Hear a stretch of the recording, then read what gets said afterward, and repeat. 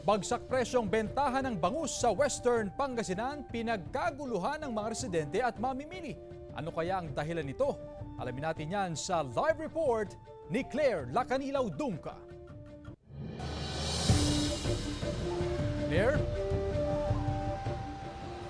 Chris, sa ngayon nagsasagawa ng investigasyon ng BIFAR Region 1 kasama ang Local Agriculture Office dahil nga sa nangyaring biglaang pagbaba sa presyo ng kada kilo ng bangus sa bahagi ng Anda at Bolinao, Pangasinan matapos ang sabay-sabay na pag-harvest ng mga bangus growers roon. Sa video, kitang pinagkakaguluhan ng mga mamimili ang pagdating ng mga banyay-banyerang bangus sa Bolinao, Pangasinan kahapon, June 5. Bagsak presyo raw kasi ang bentahan ng mga ito na nasa 20 to 30 pesos daw ang kada kilo. Kaya ang ilan, dumayo pa raw sa lugar para makabili ng murang bangus.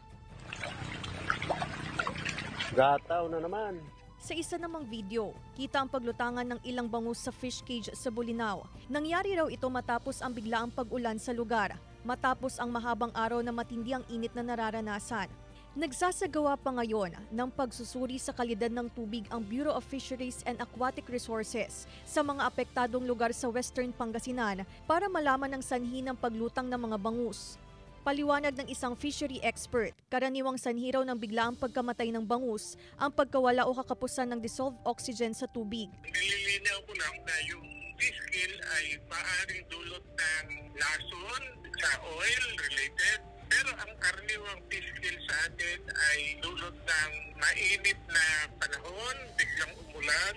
Kaya sa ilang palaisdaan sa Dagupan City, para maiwasan ang pagbaba ng dissolved oxygen sa tubig, binabawasan daw ng bangus grower na si Rodolfo ang pagkain sa mga isda at nagsasagawa rin siya ng forced harvest. Kahit hindi pa talaga pwedeng harvestin, ma-harvest mo, papipilitan ka.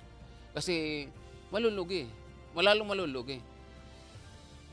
Chris, sa ngayon umaabot sa 100 to 120 pesos ang kada kilo ng bangus dito sa Magsaysay Fish Market sa Dagupan City. Tiniyak naman ng ilang konsignasyon na sapat ang supply ng bangus at dumadaan sa mahigpit na inspeksyon upang matiyak na sariwa at maganda ang kalidad ng bangus na ibinabagsak dito sa Magsaysay Fish Market.